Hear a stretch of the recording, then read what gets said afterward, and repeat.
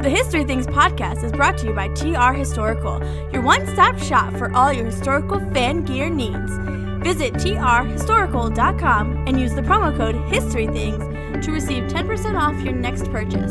Thanks for listening. Now let's start the show.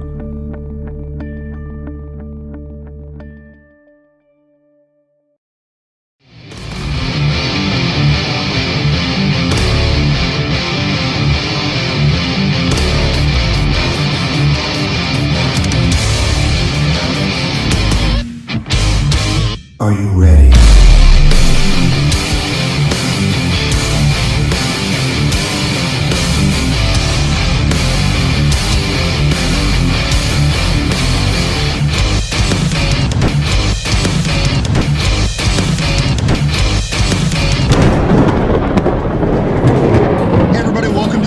Podcast. I'm your host, Pat McGuire. Joining me today is my co-host with the most, author, historian, park ranger, Mr. Matt Borders. Matty B, how you doing, buddy? Doing great, bud. It's good to be back in the saddle on this special episode, a bonus episode here at the end of our season. We've powered through season 1, and we're going to be getting ready for and super excited about season 2. That's right. But before we wrap things up, we got an end of the year episode coming up where we'll hit you with some of our parting thoughts on our inaugural season and stuff like that. And we'll sort of set the schedule for what season 2 is going to be. But before we get into that, we're going to have a little bit of fun one more time here on our first season of the for History Things podcast. So earlier this year, if you were hanging out with us, we did an episode with our good buddy Rich Condon, who is director of Civil War Pittsburgh and also lived another life as a musician like I did as well. And the reason we had him on the show was to do our first edition of Connecting the History Through Music, because there's obviously lots of ways you can connect the history, not just through lectures and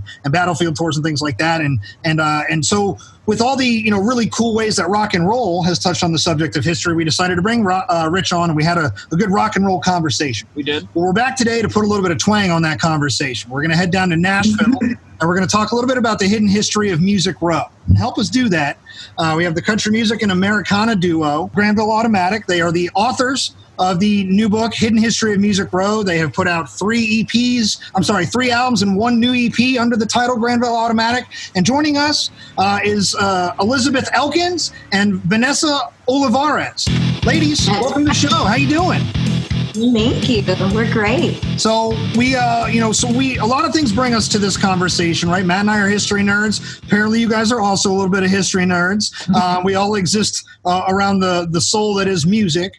So we thought this would be a really cool chat to have. So today we've got a couple questions that get into the subject of the history of Music Row, which I didn't realize went back as far as it did. Just right off the break, first steps into your book, I was like, oh, we're starting a lot earlier in time than I thought we were. So this is a really, really cool and really informative book. So we got some questions. We'll just kind of go through them with you, and we'd love to hear your thoughts on things like that. But let's get started with a little more modern take on how, Music Row has been impacted by historic occasions. How have you guys been during the pandemic? What's it been like, being musicians in Nashville during this time? It's been a wild ride. I mean, I think right now as a musician, you kind of have to rely on solely your love of music to keep you going, because there's no audience to sort of tell you that you're doing a good job. You have to kind of keep telling yourself that.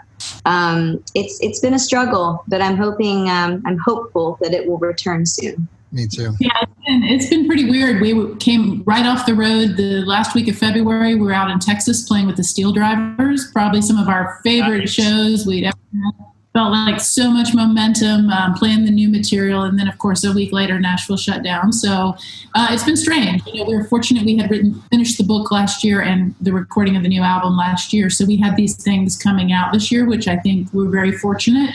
But it's been strange. I mean, there's not... Nashville is obviously Music City, so it's been a much quieter time here. It's very odd. Do you find, because I personally found when we're anchored up here in Maryland, when we got first sent home in the earlier part of this year, it kind of allowed me personally, and I know Matt, to kind of explore a lot of our creativity and be kind of in a hyper productive way, in a way we're not used to being. Do you find as singers and songwriters, you've been able to kind of be in the creative process a little more now that you're not really booking shows or doing things like that? Is there, lots of that happening, or is it just kind of like this weird middle thing we're all going through? I don't think I've felt particularly creative lately, just because I think it's really hard to feel creative during Doomsday and this feeling of the unknown and not really knowing what's going to happen. But I've been just trying, again, just to maintain doing something creative, forcing myself to be creative. I do feel like it's forced me to sort of look internally at aspects of my life that I want to change. And maybe perhaps that has inspired some songs that have been much about my own personal confrontation with myself as of late. So I do think that there is an exploration, certainly, of one's insides at the moment. Having to look deeper and sort of being forced into looking deeper, which does, in and of itself kind of spring some creativity here and there. Absolutely. Well, let's hit the time machine. Let's go back to the beginning of time as far as Music Row is concerned. Before we get into like the big questions, let's start with the simple one. Like, what was the inspiration for the book? Like, when you got, successful music careers under your belt, like you guys do, like, how do you, just decide one day we're going to do this book? Like, I know from my own experience, a lot of stuff goes into that. So this was a great book. How did you get to that moment? Well, it wasn't something it came to us. We didn't decide to do it. We put out an album in 2018 called Radio Hymns, which is all about Nashville's lost history. So the records that we put out, though they're not always about history, several of the longer records have had sort of a concept. And we were working on a record about New York and the lost buildings in New York, ironically, while we were there recording the Civil War album. But then we decided we were working full-time on Music Row, and it was Vanessa who noted that Nashville is changing and disappearing around us literally daily. And we switched directions and ended up writing that record.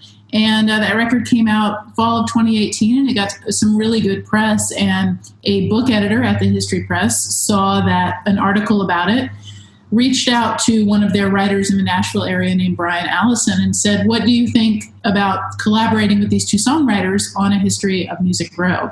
So we really literally just received a phone call saying, would you guys like to write a book? And we kind of laughed at each other and thought, well, we're not going to turn this down, but we don't know what we're getting into. So, and we had about 9 months to write it. So I think we learned a lot about ourselves. Yeah, no pressure. Well, yeah. Again, it was an unexpected part. I think writing these songs with these stories in them has opened some very strange doors for us that we're thankful for, and the book was one of those opportunities. So we couldn't say no, but we certainly had to learn a lot on the fly, and I think we're super happy with how it came out, though. Awesome. Yeah, we almost killed each other in the process, but, whatever. I have a co-author myself. I'm familiar with that idea. Yeah. Oh, yeah. It gets fun dealing with different work styles and different personalities sometimes, because I certainly waited until the last minute. I'm a procrastinator. I tend to work better under pressure, and Elkins is all about preparedness. So, just merging multiple writing styles can be a challenge, yes, especially in the editing process. So, well, congratulations, because it is a great book. I have a sidebar question to that real quick before we get the next question. Is, did you find it was like, what was it like to work together as co-writers outside of a musical experience? Obviously, you have the history with Granville Automatic, but what was it like to be literary co-writers together? We've known each other for so long and have written in so many different styles musically. And Elkins is always, I write a lot of short stories, and she's always edited a lot of my short stories and has always maintained that I should do something with that style of writing. So when we were approached with this, she was like, you know what? I hate you, but this is your chance to like actually get to be creative and do some legit creative writing. And I was panicking because I was like, I'm not a nonfiction writer. Like, I don't know how to do this. And she was like, but you can put your own spin on it. And so we certainly did. All three of us definitely kept within our own style while trying to make it cohesive with the other writing styles. And Elizabeth is really to thank for that. You really kind of wrangled my crazy ass ADD creative writing style and made it all make sense. So it was impressive. I think a big part of it was playing to everybody's strengths. And if you have a co-writer, I'm sure you understand how that can really help. And that was dividing up the chapters by things that we were either passionate about and had a little bit of information about already, or the style of research that would fit each one of us. So for Vanessa, Vanessa's great with people. She's a great interviewer. So a lot of the chapters she did, she talked to people. Whereas me, I'd rather be at the archives looking stuff up. So it made sense for me to take those. And I think, working as each other's editors too. And I won't forgive her for the, she literally did turn it all into me to take a quick edit at about 2 weeks before it was due. Wow. Wow. And one of my chapters was 12,000 words when I turned it into her, and it needed to be whittled down to 4,000 words. Wow. Right. Yeah, that's impressive. Jesus. Mm-hmm. Yeah. Ooh. You still owe me a few drinks and coffees on all that. I should hope so. With the research you guys have done on the book and the various characters that are in it, there's one gentleman, particularly at the beginning, Timothy Dembriam, who really comes out, and he's operating in and around what becomes Nashville and the Nashville area. Can you tell us a little bit about this guy? Because, like I said, he's a heck of a character. That's the book opens with Timothy, who was a French fur trader, was here operating in Nashville when it was just, even before the Long Hunters showed up from the East Coast, just back when it was just some Spanish, some French, and a whole bunch of native tribes all using this area for a hunting ground and before that for burial ground. He's a really interesting guy because of his timing, I think, and his personality in general. This is a guy that managed to, fight in the Revolutionary War after being the French, the lieutenant governor of the French Illinois Territory. He was a Canadian by birth. He shows up here to trap fur. He ends up, to make a very long story short, because he does have quite the story, he ends up with at least 2 wives, if not 5 or 6, children from everybody, arguably was a Spanish spy. When Lafayette visits years later, he entertains him. He becomes sort of this grand old man of Nashville. But he really was someone playing all sides of the government, all sides of romance, all sides of property ownership in Nashville. But his name survives on the street that you take to get to Music Row. So it's one of those, we were talking right before this about, it almost sounds like a German name when you see it written. You see it. We jokingly used to call it Demon Spawn. It's just a really weird name for us. And I think we think so much of Southern history, so often we think of it as the Scott-Irish-English history, and we forget the Spanish and the French, and in particular we forget the native tribes. And his period of time here was when all of that collided. All of those countries collided for different reasons, French and Indian War, the American Revolution, and you have 5 or 6 native tribes all kind of warring over this land that became Nashville, and he literally was kind of friends and enemies with all of them.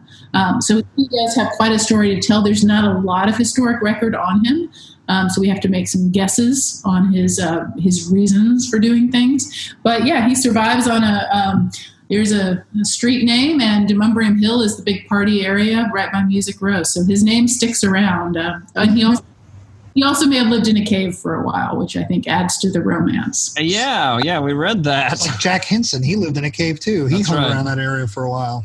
Now, the weird people out there.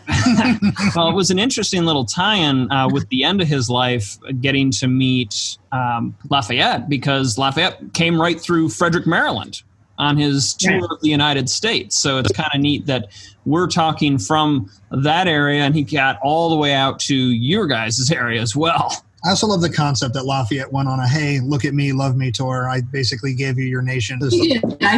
Something rock and roll about that to me. Let's celebrate me. I'm Lafayette. That is my hope.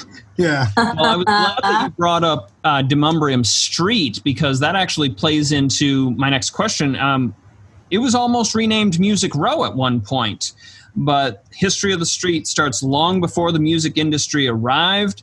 And who were initially the folks that set up shop and their homes on what becomes Music Row? I mean, there were a lot of people right after the Civil War. Actually, a Civil War fort, one of the fortifications around Nashville, Fort Dan McCook, was built on where that traffic circle is today. Absolutely, and that was also a place right after the war where there were many freed African American soldiers set up camp. Some of that became Fisk University, some of it became Music Row, but then it became kind of a little. The land was originally Dembriam's land prior to that. Then it became an area where there were numerous houses. It's sort of debated whether Hank Williams lived in one of those houses right there off the traffic circle where there's a parking deck now. And then it became kind of a business district through the middle part of the century, warehouses sort of, just there are pictures that you can go back and see it kind of looking like, Main Street anywhere at that time period. And then it became, by the time you get into the 70s, 80s, 90s, it became almost what Opryland is today. A lot of little, every country star had their store there. Got it. There was a wax museum and a car museum. So it became kind of that Gatlinburg-y kind of thing there for a little bit. And now it's a strip of bars mostly. Yeah. It's always a good time in Nashville. Having done a Civil War themed album, An Army Without Music, Matt and I were pleased to see that the book touched on some of the Civil War and Reconstruction history around Music Row. You wrote, quote, "During the Battle of Nashville, the future Music Row was caught between the lines." Quote, "How does the war affect this part of Nashville? And if you're able, or how did it affect the music?" Well, at the time, that land was partially Fort Dan McCook, and it was partially the state penitentiary, and it was partially a gentleman named Judge Hayes' property. So you did have some private plantation property adjacent to state property and a fort. So it was kind of, in a sense, the center of a lot of military activity until the end of the war. In fact, I don't know that this is touched on very much because Brian wrote this chapter, but there is a kind of a very important moment in Civil War history, very quick post-Civil War history that happens there, which is right after, Nashville as a whole is kind of no man's land during the war. It falls really early, but it stays on the line. So you have literally families who have one son who sign up to go fight for the Union Army and their other son goes to fight for the Confederacy. You see this sort of almost border state mentality happening in the city of Nashville. Obviously, in 1864, it almost switches sides, but it's the last gasp for the Confederacy. John Bell Hood, screws everything up for the Confederacy in those moments. But, that's Hood's role is arguable, but the Battle of Franklin. It is. I'm with you. Essentially, right after the war, Nashville becomes, it falls into, it's under martial law. There's lawlessness everywhere, prostitution, drinking on the streets. And in 1 month, there was basically a murder every day.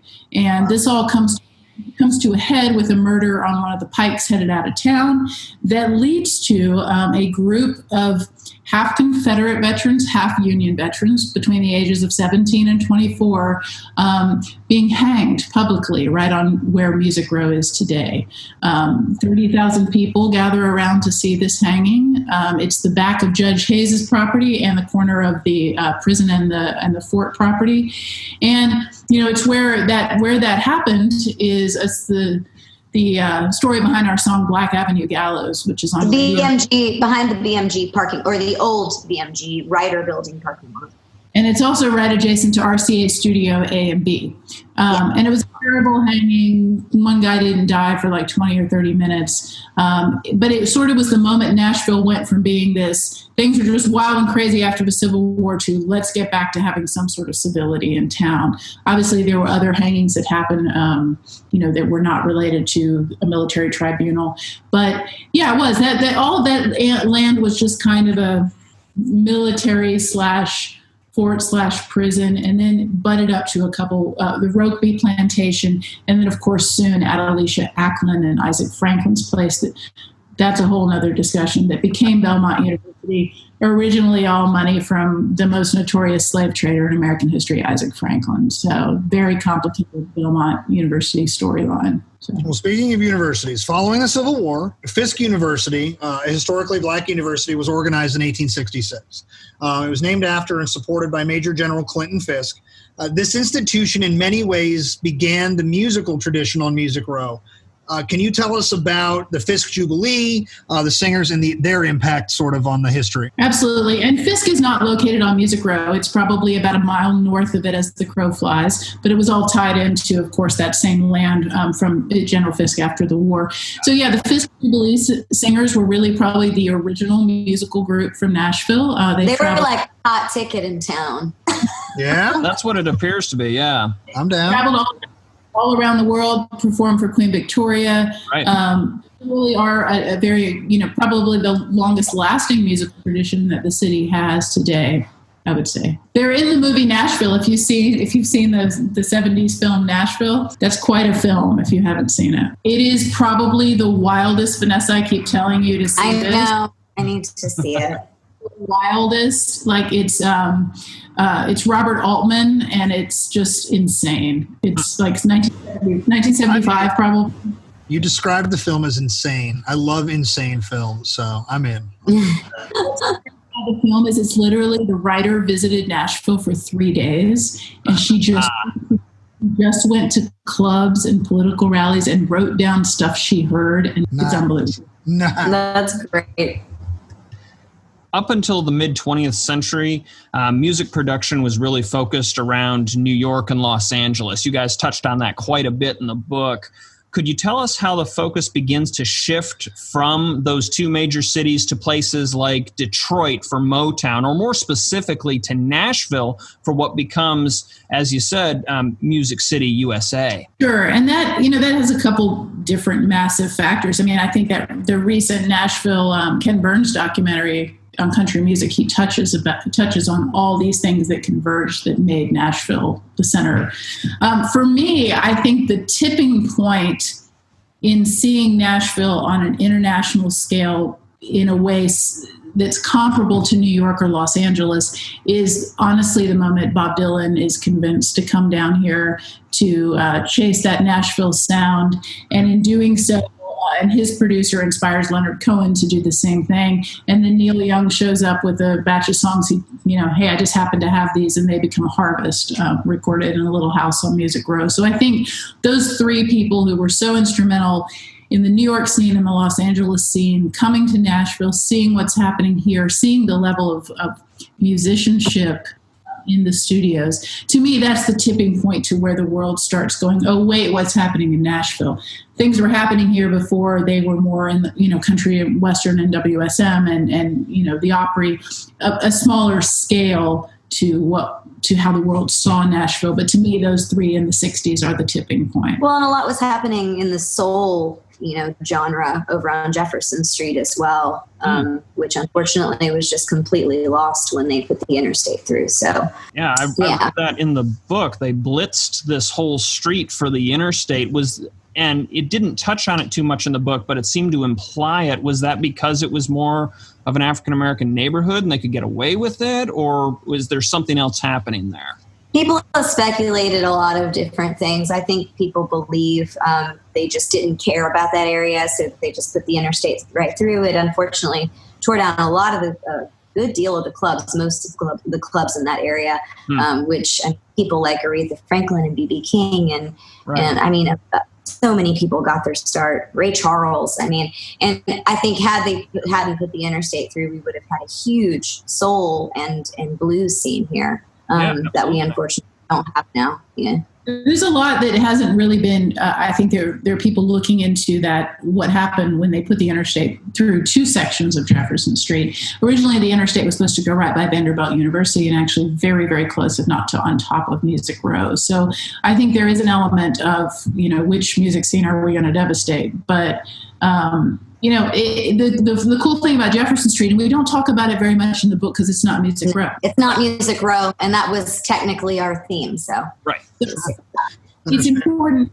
there were so many people, in particular the early Opry stars, who would go to these incredible clubs, Club Steal Away, Club Baron, go to these clubs on Jefferson Street and watch people like Jimi Hendrix play. And those, the way those guys played actually did indirectly influence the choices guitar players were making in country music too. So I think a very overlooked part of the sort of underground collaboration between R&B and soul and country that was happening at that time. Ray Charles kind of bridges the two, right, with his record. Was it Ray? Correct me if I'm wrong, Vanessa, that did the country album? Ooh, you know what? I don't know the answer to that, but stylistically, I mean, if you think about his music, it does sort of ride that line, and it's got a little bit of that country influence, so that would make sense to me. Yeah. Oh, he did. Yeah, it was modern sounds and country. A woman. I mean, think about it. Way over town, good to me. I mean, it's got that country thing to me. Yeah, he did the kind of modern sounds and country and Western music. He did. So at the same time. But yeah, there's a little bit of a lost history that people don't talk about too much. And I think we tried to just hint that, hey, right across town, a couple miles away, there was a very vibrant scene going on in the 60s. Oh, it was huge. It was huge. And it's so sad that it's gone now. So real quick, it sounds like the 60s had a lot of like rough and tumble characters, a lot of wild parties and things like that. And like we just kind of got into what, I guess, the influence that had on the growing up of Nashville was like. I'm a big fan of dive bars, like little dive bars. What did the music writers then, like, as opposed to today, like get out of doing, like, because you said there were some big names that were coming out of Nashville. And some I'm guessing were already big names, but they were coming down here to play these smaller clubs. Like, was it just to kind of discover that Nashville sound, or was it like just this, I don't know, was there something more raw about playing in a dive bar? I guess as musicians yourselves, do you enjoy that more than the bigger shows? It depends on the crowd, honestly. For me, it's all about the crowd, and it's all about the night. Sometimes you just get up, and it's like anything. You just have good days and you have bad days. And some days you feel like you're really on, and occasionally I'll get on stage, and I've been on stage where we've had 5 people in the audience before, and I'm like, God, we did it. That was a great show. Like, I felt that show. But we've been in, houses where we've had 500 to 1,000 people too, where I've gone, I could have done that better, and I could have had a better show. So I don't know. I think that the appeal of that small kind of dive bar where, not everybody would know their name or know who it was or whatever. I don't know. Maybe the dive bars, I think, did have an appeal and draw people in back. Now, I wanted to especially in a later part of the book, it really turns more towards the modern country scene. And I wanted to kind of turn towards that now, towards the 90s, because that's my era of country music. That's what I was growing up on. That's when I was really listening to country a lot, was in the 90s, almost to just about 2000. And I found it fascinating to read about Music Row during this time. This was an era of huge names and huge amounts of money, which really surprised me how much money was coming in.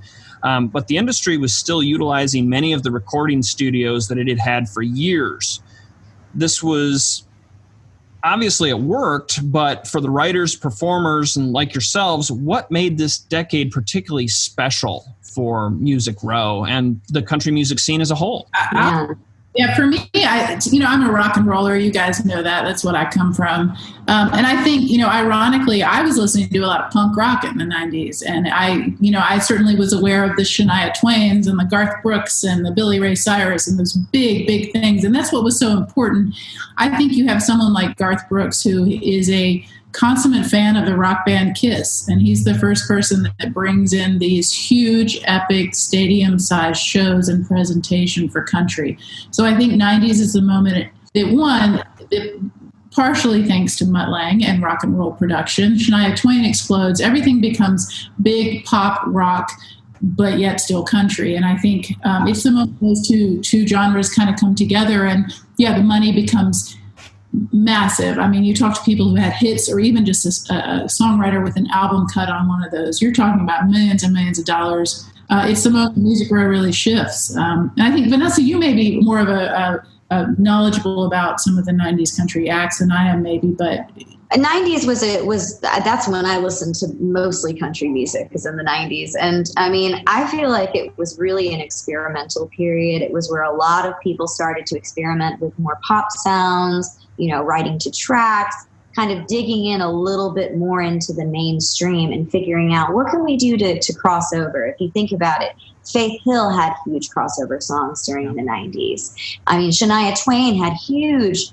rock, country and pop crossovers in the 90s. So I feel like it was a lot more inventive in the 90s, if you want to say. Country music the 90s was when people really started to try to do other things and stray from the norm of what typical traditional country music was. I loved it. It's also a time when you rarely saw more than one or two writers on a song. So I think in some ways there was this truth in the songwriting. It was a little more whole in a way then. And I think now it's getting a little more, you have 10 writers on songs sometimes. But there were a lot of, I think, extraordinary songs that happened then too. Absolutely. One of the aspects, going back to your book, that I really enjoyed were the micro interviews and profiles that you guys included with some of the songwriters and production staff along the way. It seems like many of these folk were kind of caught off guard by the change in times right around the early 2000s, as far as things in the industry with downloading music and streaming, Napster, stuff like that. Yeah. But how did Napster? Yeah, Metallica was right? It was so weird. We all hated Metallica. Then suddenly we became professionals and we were like, oh, you were right. Sorry, Lars. But so how has the process of writing, producing, and performing sort of changed in the more digital age as we've moved away, I guess, from an analog recording world? How's that worked for you guys as singers and songwriters? It's a lot less money. I was really surprised by how the change in money that they talk about. It is a lot less money. I mean, I made a killing on a song with Sugarland, probably, I guess, now a little over 10 years ago, and it was an album track. And that was back in the days when you could still make really great money on a song that wasn't a single and didn't really have a whole lot of traction. It didn't matter as long as it was a part of a collective of songs that were getting traction. Nowadays, that doesn't get you anything. Good luck making even $1,000 or $2,000 on that. And Vanessa on that record it was 2004, and it caught the tail end of people still buying CDs. CDs with mechanical. Would still, and you would make really good mechanical money. And here's an example. I think now you talk about as a songwriter on a number one, that's where the money is, and you still might only make barely six figures if there are 2 or 3 writers on it. So people who were having these string of hits and cuts in the 90s were really seeing millions and millions of dollars. And I think the big thing now is obviously the move to streaming. You talk about Lars being right. He really was. I mean, Spotify just announced today, and I don't care what Spotify thinks of me, but Spotify announced today that they will now allow your band to be put in algorithmic playlists and be promoted some if you agree to take half of your royalty rate. My God. The royalty rate is, Vanessa and I had a top 20 country single, and the royalty rate, I think for each of us, we might have seen $30 to $100 on that song. For our Granville Automatic spins, where we're in more like, we might have had 500,000 plays to 750 across all platforms. We see $10 here, $22 here, $72. And Spotify is saying, "Oh, good, we're going to cut that in half if you want us to put you in those playlists." Where if you want us to promote your music, then you need to give us half the money. But it's just absolute BS. Yeah, that is insane, honestly. Yeah. Because I feel like the book industry and the movie industry got ahead of it, and obviously the music industry did not, and we're still paying for it. But you're also talking about 20 years ago, and these numbers are approximate, you had between 3,000 and 4,000 professional writers on Music Row, making a paycheck, a draw every month to write on. Right now you have about 250. Yeah. So you have, that is a massive decline in the number of people who are paid to be on a writing staff. And that is directly due to the the big drop in income related to sales, which is our copyright system is set up to be based on sales. It was written in the 1940s, and there are organizations working to rewrite that with hope that songwriters can do a little better than that. But yeah, it's complicated. And in the 90s were that big changing moment from the highest high financially to 2004, 5, 6. It's all changed. It's all changing. Yep, exactly. Wow. Before we get into our last question, I want to just kind of sidebar. There's one question we didn't write down here, and I felt kind of silly for that. I just want to go back to the roots of kind of how I even became familiar with you all as singers and songwriters. I was reading an article, I want to say in Rolling Stone or Billboard a few years back about just like it was like, I think somebody posted it actually in a Civil War forum. It was like, hey, check out this album about, the Civil War, that was just put out recently. And I listened to the album Army Without Music, and I was blown away. I want to lead off with a very simple reason that normally in our world, when we get to hear like Civil War style music, it's always like covers or like modern renditions of older songs, like David Kincaid playing like old Ireland and stuff like that. I love the fact that this was an album of original songs inspired by the stuff that you guys have been familiar with, either growing up or just things like that. Can you just sort of like tell me a little bit about how that album came to be, because I'm fascinated by it, and like what is, like, I don't know if favorite song off the album is the right one, but like what's your favorite story that went into the production of that record? There's a bunch of really interesting songs on that record. Interestingly enough, it is my least favorite Granville Automatic record because at the time I was dealing with a ton of voice issues. So to me, I don't love listening to it because I don't like hearing my voice on that record because I know I can sing better than that now. Sure. But I do, like, I was listening to it in pretty recent days, just kind of flipping through it. And some of the songs are just so interesting. We have a song called Chantilly Grace that was written from the perspective of an antique sideboard that was left in the house during the war when the house had been abandoned and inhabited by Union soldiers. So it kind of runs the gamut. I would probably say Goodnight House is my favorite song. What inspired the album in general, an album about the Civil War, was Elizabeth's love of, I would say that's your favorite war if one can have a favorite war, isn't it? No, my favorite war is World War I. But okay. Yes. Let's go. We're both Civil War and World War I dorks. So yeah, absolutely. There you go. Vanessa gets credit for the idea on this. Our first record is more of a traditional kind of alt country record. Songs are about lots of different things. Vanessa was like, you know what, you have such a passion for war. What if we wrote an album about it? It was sort of a casual remark, but she said it one day when we had also within that week or so been approached by a program in Seaside, Florida, where you can it's called Escape to Create. They give you a multi-million-dollar castle basically to live in. It's a wonderful beach house. And $100 a week, which maybe buys you one sushi roll in Seaside. Wow. That's an expensive sushi roll. But you get to live down there for a month and create something. And so I what a great idea, because you're there with an architect, a playwright, a novelist. You all kind of come together. And we presented the idea that we would like to write a record about Civil War sites that had disappeared. And I think from Atlanta, that's a perfect example of the Battle of Atlanta is under, Targets and grocery stores and new roads. And you don't really recognize the geography of the place. So we traveled all around the country, from Glorieta, New Mexico, to parts of Virginia, to Red River, Louisiana, and really learned about these stories. Some of them are family stories. Some of them are just stories that fascinated us, and wrote them from the perspective of, like Vanessa said, there's Chantilly Grace is from the perspective of furniture. There's Confederate perspective, Union perspective, ghost perspective, all kinds of different horses perspective. There's lots of different ideas on it. And the coolest part of that record to me was that we got to work with a producer named Gary Maurer, who had, I have probably 11 or 12 Confederate soldiers in my family line, and he had 11 or 12 Union soldiers out of Ohio in his family line.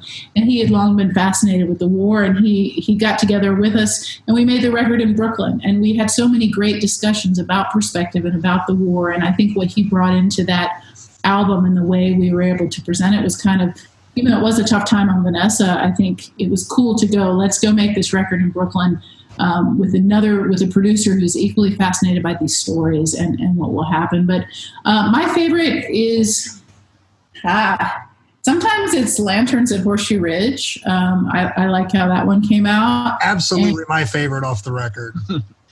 Yeah, that one's one of my favorites too. Yeah, Vanessa's voice on that has just, I know you're frustrating for you, but I think you have this great emotion in that. And it's really, we used actual reverb plates, and a lot of it's tracked live, and it just came out kind of haunting in the way that it did have. Yeah, and Gary, the producer, has become a really good friend of ours as well over the years. And we'd love to work with him again at some point. He was in this wonderful band called Hem back in the day that was kind of I guess had a little bit of a cult following and did pretty well for a minute.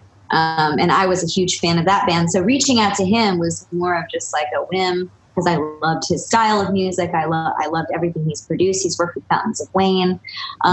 Just an amazing producer and a really great guy. So yeah, I love that song for two reasons. I love, firstly, that it's, as a musician, it's kind of like an okie doke. Musically, it's very upbeat. There's kind of like this pep to it, but lyrically, it's very sad. It's telling a story really rough to listen to. And if you get lost in one or the other, you can kind of have two very different musical experiences. And I love songs that make you sort of really hyper-focus. And then also, just as the subject matter of the song, I think it's a good reminder that, for the world we live in, where battlefields are really far away now, and our loved ones are not going to be traversing them, for any reason, like whether it's to sift through devastation or to look for someone they love.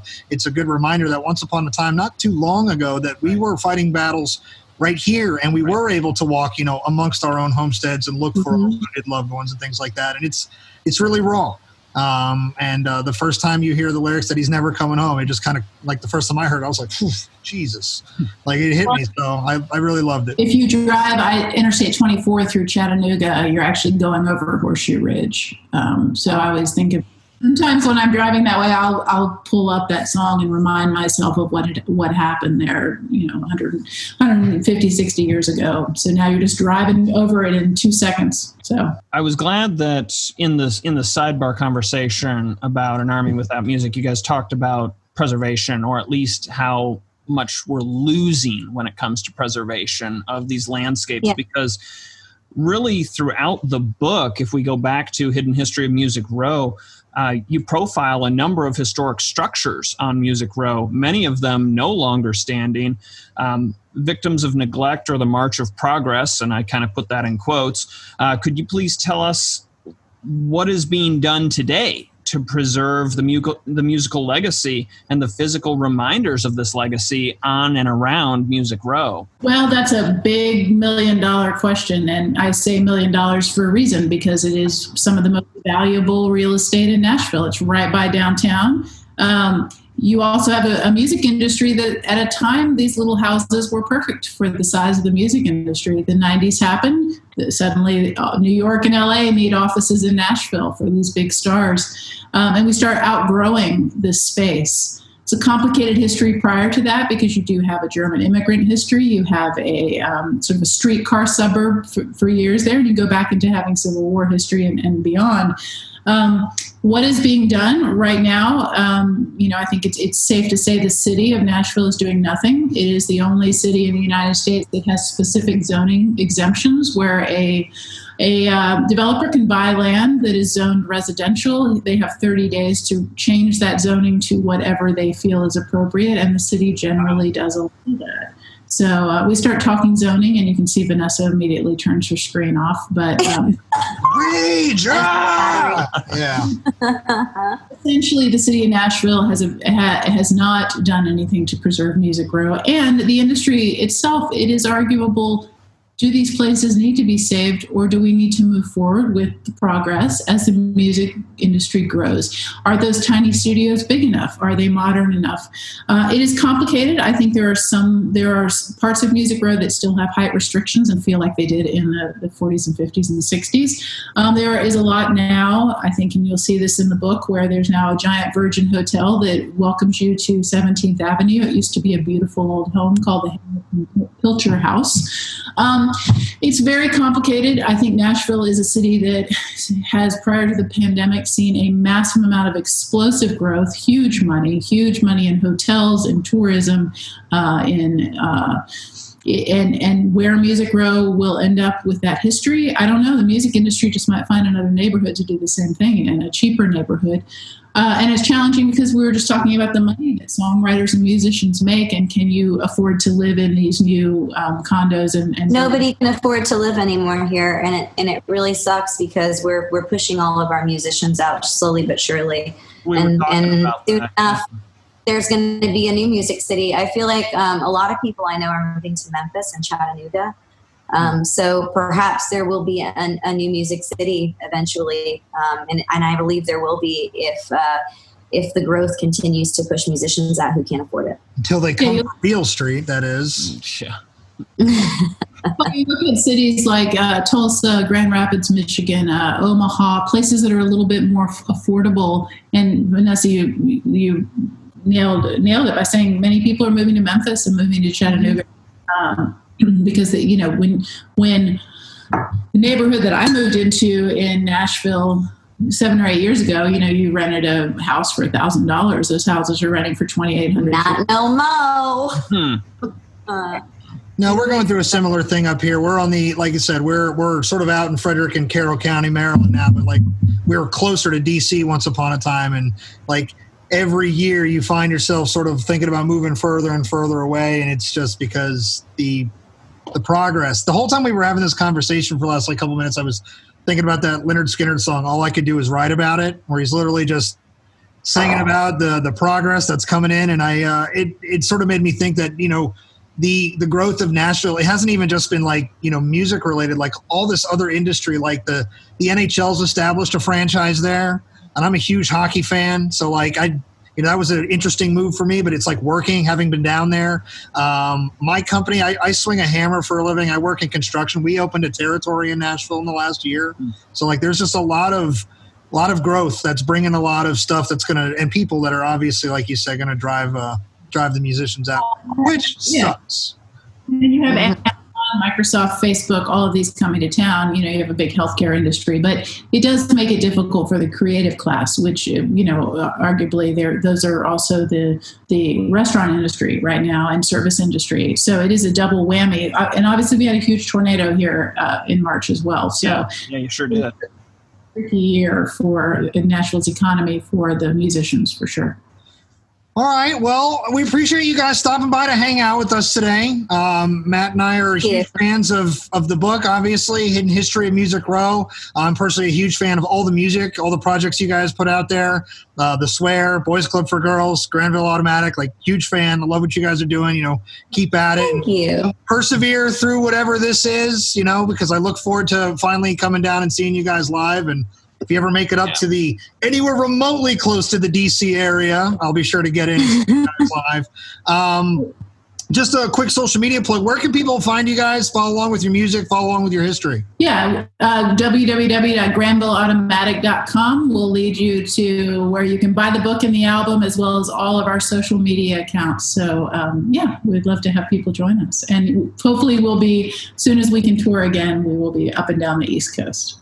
Yeah, I hope so. Awesome. Well, we want to thank you guys for spending a little bit of your afternoon with us, coming to us live from Nashville. We thank you. For the History Things podcast, for your co-host, Matt Borders, I'm your host, Pat McGuire, saying we'll see you all next time. Later. Bye.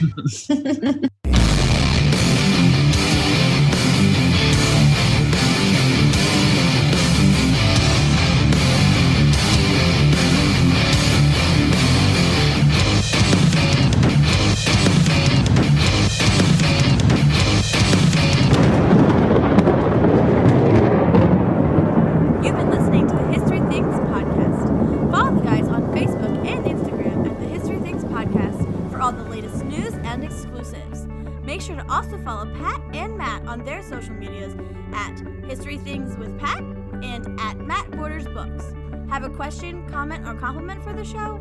Send us an email at historythingspodcast@gmail.com. Thanks for listening. We hope you enjoyed the show.